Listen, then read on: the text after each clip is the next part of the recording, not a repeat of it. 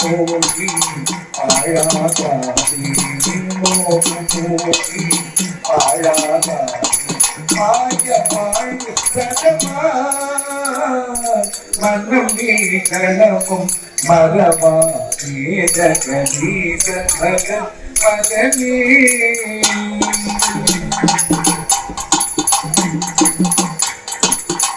நடையும் கணர மேகம் போடுங்க நடையும் கணர மேகம் போடுங்க கண்கள் மறுக்கே தாங்கள் நடையும் கணர மேகம் போடுங்க கண்கள் மறுக்கே தாங்கள் என்னது யார் வருவார்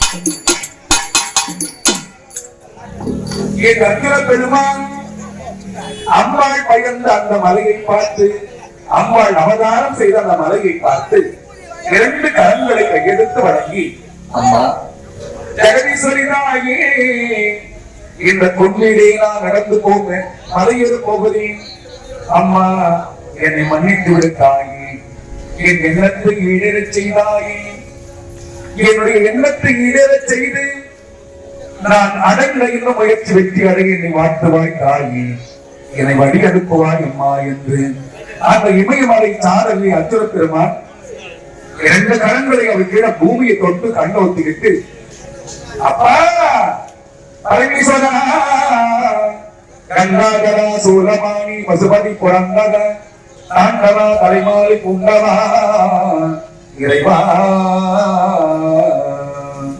என்று நடந்து போகிறான் மலை மீது.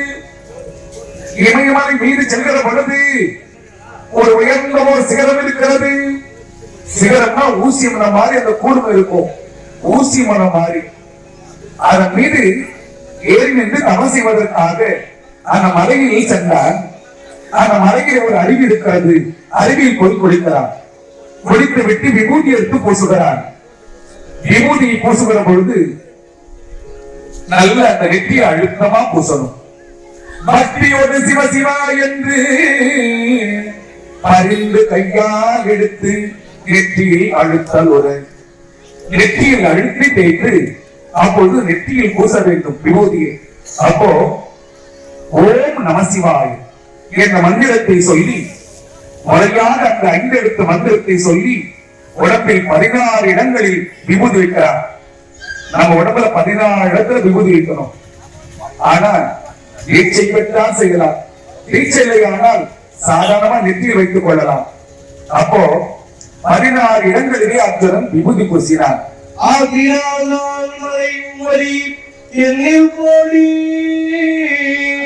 ஆகமத்தின் வழியும் எழுதும் 5 கூறி ஆகமத்தின் வழி எடுத்தெங்கு கூறி பூசினால் வடிவமெல்லாம் விபூதியும் அப்புதியும் புரிந்த தடை புரிந்த சேர்த்தால் தேசினால் அப்புரிப்பினால் திகழவேவும் சிவனே இவன் போல் என தேவர் எல்லாம் பேசினார். பரிசிலை கைவிஜய போன்ற பெருதவத்தில் சிலையில் பெருவாரே.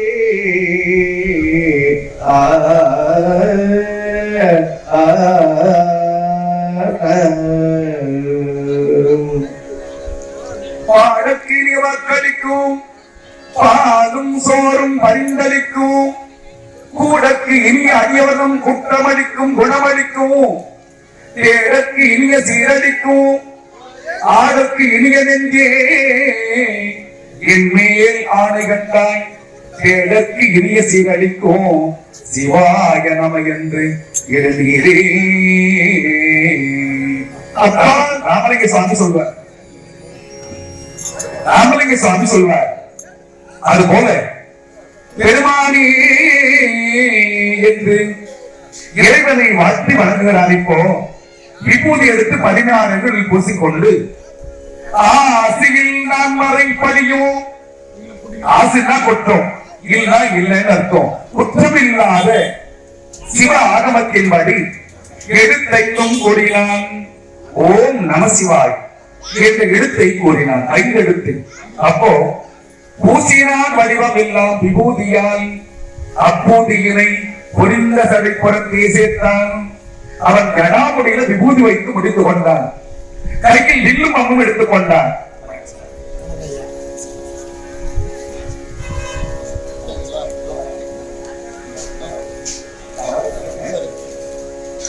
இல்லை நல்ல நேரத்தில்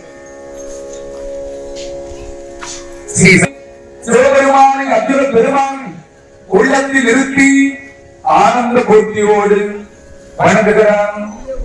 எனக்காளும் பரமேசா துணையாகவா, எனக்காளும் பரமேசா துணையாகவா, ஈசா கைலை வாசா, ஈசா கைலை வாசா, உமையவன் நேசா விஸ்வாச, எனக்காளும் பரமேசா துணையாகவா, அடையாத சிவஜோதியே, அடையாத சிவஜோதியே, ஆதியே அம்புலி பாதியே, ஆதியே அம்புலி பாதியே, சிவஜோதியே எனக்காடும் பரமேசா துணையாகவா, ஓமிரும் மகதேவா உமையவன் அருள் பாதா,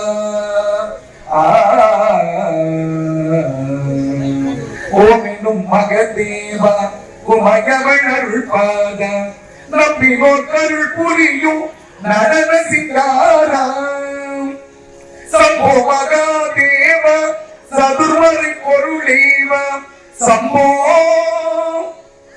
மகாதேவா, சம்போ மகாதேவ சதுர்மறை பொருளேவ, சரணமின் பாதாரம், சரணமின் பாதாரம், ஆண்டருள் மகதேவா எனையாடும் பரமேசா துணையாகவா, துணையாகவா, துணையாக வா என்று ஒரு தாளில் இசை நின்று, இந்த தாளில் ஊருவின் மேல் ஒரு தாளை ஊன்றி கருதாமல் மனமடக்கி விசும்பினோர் கதிரவனை கவவது போல், கதிரவனை கவவது போல் கரங்கள் நீட்டி இருந்தாரின் இருந்தவர்கள் இவையாதுவோ ஆயினும் கதிர் தாமரை கொள்கிற நோக்கி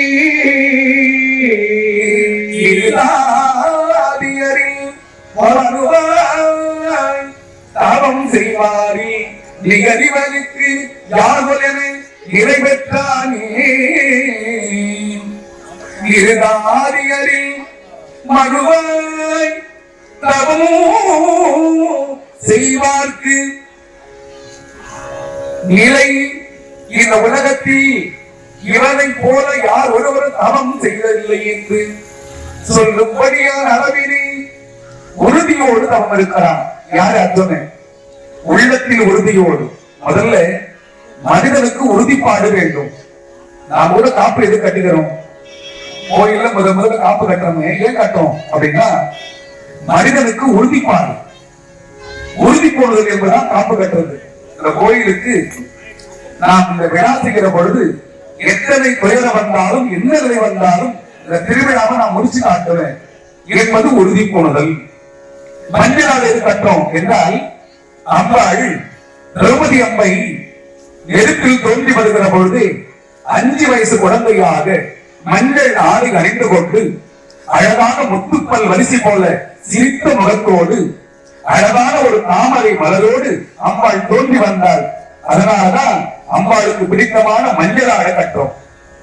ஏன் தீ மிதிக்கிறோம் என்றால், இந்த துரியோதனன் அடாத செயல்முறை தொட்டு எடுத்து வந்தார் அல்லவா, அந்த பாவி தொட்ட இந்த தேகத்தோடு நாம் இனி இருக்க கூடாது, நாம் நெருப்பில் மறுபடியும் இறங்கி நான் புனிதமானவள் என்பதை நிரூபித்து காட்டினான். அதன் பிறகு நாம் உலகத்தில் மக்கள் உலகத்தில் என்ன தவறு செய்திருந்தாலும் தீ இறங்குவார்கள். ஆனால் தீயினில் தூசாகும் செப்பேலோர் எம்பாவா என்பது போல அவரவர் செய்த பாவனைகள் அந்த தீயினில் பொசிந்து போகும், பிறகு நன்மை எல்லாம் போடும் என்பதற்காக தான் தீ பிடிக்கிறது வச்சாங்க. மஞ்சள் ஆடை கட்டுகிறார்கள், காப்படைகிறார்கள். அதுபோல ஏன் சொல்ல வரேன்னா, முதலில் மனிதனுக்கு உறுதி வேண்டும். பாருங்கள், அர்ஜுனன் என்ன செய்திருக்கிறார் என்றால், எதையுமே நினைக்கலையா, ஒன்றும் கருதாமல் மனமடக்கி.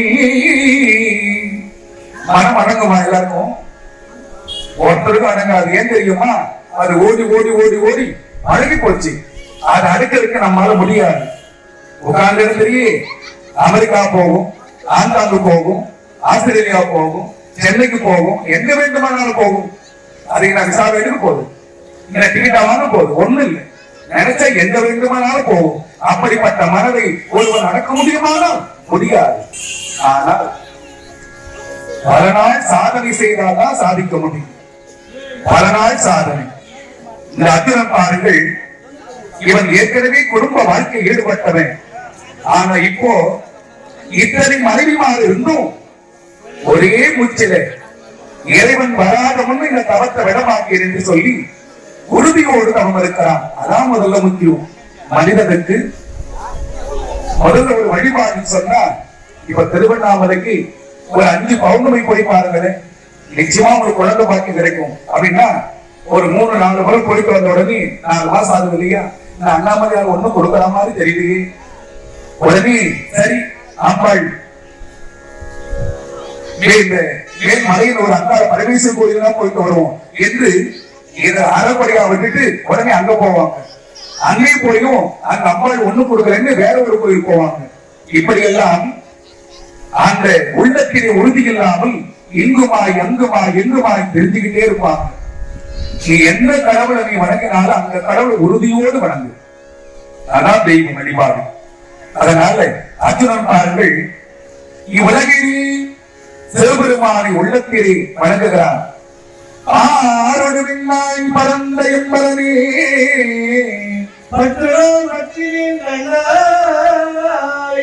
சீரோடு பொலிவாள் சிவபுரத்தரசே திருப்பெருந்துறையுரை சிவனே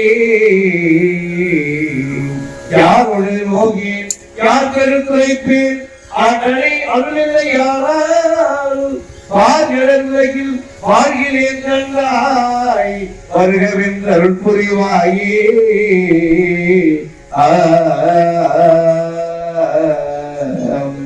சிவ சிவ சிவ சிவ சிவய தேஜா சிவசுந்தர குஞ்சில நடராஜா பரமவிவேக பரபர வேதா நரசமேஷினம்பரநாதா ஹரிபிரம்மாதியர் எளிய பாதா ஹரஹர சிவ சிவ அடிய பாதா அந்தர மந்தர அம்பர போகா அம்பர பிம்பசினம்பரநாதா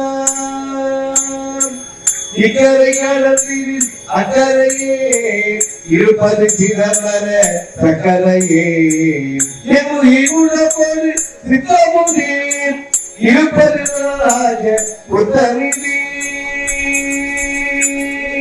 பரமேஸ்வரா கங்காதரா சூலபாணி என்று அர்ஜுன பெருமான் அந்த இமயமலை என்ற நீலமலை என்று சொல்லக்கூடிய மலை மீது ஒரு காலை எடுத்து ஒன்றி எங்க மலை மீது ஊசி முனமாக இருக்கக்கூடிய சிகரத்துல ஒரு காலை எடுத்து ஒன்றினார்.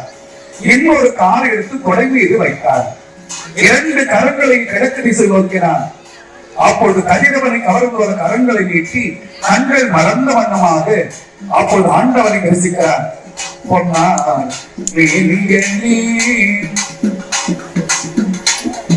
மூலி தோலை கசைத்து நின்றால் சென்றடை நேரில் கொன்றை அணிந்தவனே மண்ணே மாமணியே ஆழப்பாடியுள் மாணிக்கமே அன்னே உன்னையெல்லாம் இனி அதை நினைக்கேரமோ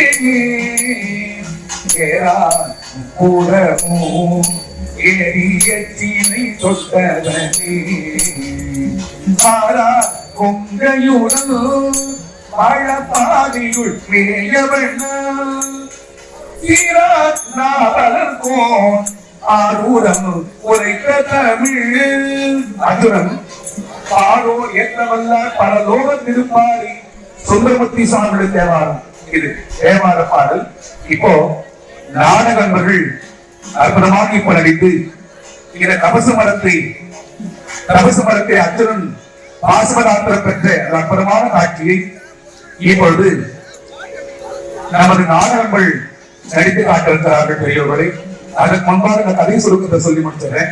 இப்போ அர்ஜுன பெருமான் தவம் செய்திருக்கிற பொழுது அந்த நேரத்தில் ரம்பா மேனகை ஊர்வசி போன்ற பல நடனமாடுகள் வந்து அவருடைய தவத்தை கெடுக்கிறார்கள். ஆனா என்னதான் சாகசமாக ஆடைய அப்படி உறுதி போட்டு மறுபடி கட்டுறது குடிச்சிட்டு வந்த முன்பாக நின்று மலர்களை பறித்து எடுத்து வீசுறது என்ன செய்தாலும் இந்த பெண்களின் அழகை காணாமல் உறுதியோடு இருந்தான். அடடா இந்த அர்ஜுனன் இவன் சாதாரண ஆள் பார்த்தா இவன் அசைக்க கூட முடியலையே என்று சொல்லி நடனமாடுவது தேவேந்திரன் சொன்னாங்க. தேவேந்திரனே அர்ஜுனன் எங்களால் தவத்தை கெடுக்கவே முடியல, என்னென்னமோ சாகசம் எல்லாம் சொல்லி பார்த்தோம், ஆனால் அவன் எங்களை பார்க்கவே இல்லை என்று சொன்ன பிறகு உடனே தேவேந்திரன் வந்தான் வேறு உருவம் கொண்டு முடிவு பேச்சம் போட்டுக்கிட்டு. அப்ப தம்பி ஏண்டாப்பா இப்படி சின்ன வயசுல நீ தவம் பண்ணிட்டு உடம்பு வைக்கிற ஏன்னா இந்த வயசுல நல்ல சந்தோஷமா வாழாம இப்படி மூச்சடக்கி மூச்ச தம்பனம் செய்து தவம் வைக்கிறது உடம்பு இறக்குகிறாரும். அப்ப யாரு போய் தவம் பண்ற என்று தேவேந்திரன் வந்து கேட்டான் முனிவர் வடிவத்துல. ஐயா நான் சிவபெருமானுக்கு ஒரு தவம் செய்கிறேன் என்று சொன்னான். கேட்ட உடனே கலகல்ல சிரிச்சார். சிவபெருமானையா உன் பெயர் என்ன கேட்டார். என் பெயர் அர்ஜுனன் சொன்னார். அர்ஜுனா என்னவோ பாவம், சிவபெருமான் முன்பொரு காலத்திலே நாராயணன் பந்தி ஒரு கொண்டு பாத தேடி போனார், பிரம்மன் அன்னம் ஒரு கொண்டு முடிய தேடி போனார். அவங்க ரெண்டு பேருக்கே காட்டாத பாதத்தையும் முடியும் நீயாடா பார்க்க போறேன். அதை குழப்பத்தவனி போய் வேலையை போய் பாடுற சந்தோஷமா குடும்ப வாழ்க்கையில வாழாம இந்த வயசுல தவமா போ அப்படின்னாரு. உடனே தவத்தை விட்டுட்டு முனிவரி உண்மையை நான் கேட்டேனா, என்னால தவம் செய்ய முடியுமா முடியாது கேட்டேனா, இல்ல சிவபெருமா வருவாரா வரமாட்டவனோட கேட்டேனா, எதற்காக மனது கெடுக்கிறீர்கள் வந்தவரை புறப்படும் என்றான் அர்ஜுனன். இல்லப்பா உன் நல்லதுதான் சொல்றேன், எந்த நல்லது வேண்டாம், நீங்க புறப்படுங்க என்று சொல்ல பிறகு உடனே அர்ஜுனன்ட்ட இவருடைய வடிவத்தை காட்டி விட்டு, அப்பா நான் வேற யாரும் இல்ல, நான் தான் தேவேந்திரன், உன்னை சோதிக்க வந்தேன். பொழுது நீ வெற்றி அடைய போகிறாய், சிவபெருமான் மறையிருக்கிறார், உனக்கு மாசுபடாமல் தருவார். அப்ப அர்ஜுனன் என்ன சொன்னார், என் உயிரே போனாலும் சிவத்தை நோக்கி தவத்தை செய்வது நான் விடமாட்டேன். நான் சிவபெருமானுக்கு ஒரு தவம் செய்து அவர் பாசுபதாத்திரத்தை தராத முன்னும் இந்த தவத்தை நான் விடமாட்டேன் என்று சொன்ன பிறகு தன் வடிவத்தை காட்டி தேவேந்திரன் ஆசி கூறி அவன் உடனே அப்பா சிவபெருமான் வருவான், பாசுபதாத்திரம் பெறுவான், நான் போய் வரேன் என்று அவன் புறப்பட்டு சென்று வருவாரு. இங்க அம்பாள் கேட்கிறாங்க, சாமி நம்மையை நோக்கி தவம் செய்கிற பிள்ளையாரு என கூட விட்டுறேன். அப்ப நம்ம கிட்ட கிட்ட சொல்றாரு, அம்மா தங்களுடைய மைக்கோரனை ஆண்டவருடைய நடுத்தரத்தோர், அதனால முன்பொரு காலத்தில் இவன் நரநாயக வடிவத்தை எடுத்தவர்கள், அதனால உன்னுடைய அண்ணன் நாராயணன் இருக்கிறாரு அவருடைய சொந்த மைக்கோரன் என்று சொன்ன உடனே எங்க சீக்கிரம் போலாமாங்க என்று பார்வதி அம்மையார் சொன்ன உடனே அப்ப சொல்ற நாம போய் அதிசயம் ஒரு நேரம் இருக்குது கொஞ்சம் இரு சொன்ன உடனே இப்ப என்ன பண்றார் நாரதர் போறார் எங்க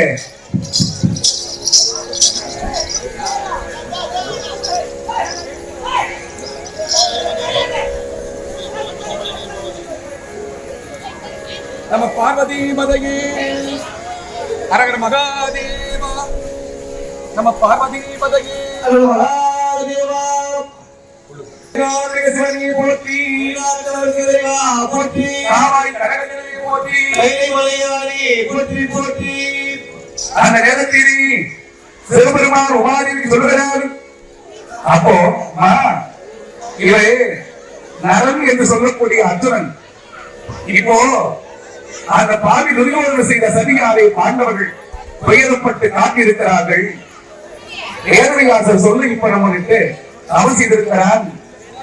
இப்போ அந்த துரியோதனை ஒரு சதி செய்ய போறான் இந்த பாரு என்று சொல்லி அது என்ன சதின்னா இப்ப நாரதர் போய் துரியோதன் கிட்ட சொல்ற நாரதர் துரியோதன் கிட்ட துரியோதனா நீ வஞ்சித்து பாண்டவரை காட்டுக்கு அனுப்பினாகி அந்த பாண்டவள் காமி வனத்தில் இருக்கிறார்கள் என்கிறாய் நானி ஆமா முனிவரே அதுதான் இல்லை பாண்டவர்கள் காமி வனத்தில் இருந்தான் அர்ஜுனன் மட்டும் உங்களை அழிப்பதற்காக நாளை ஒரு காலத்திலே போர் வந்தால் உங்களை அழிப்பதற்காக சிவபெருமானுக்கு ஒரு தவம் செய்கிறார்.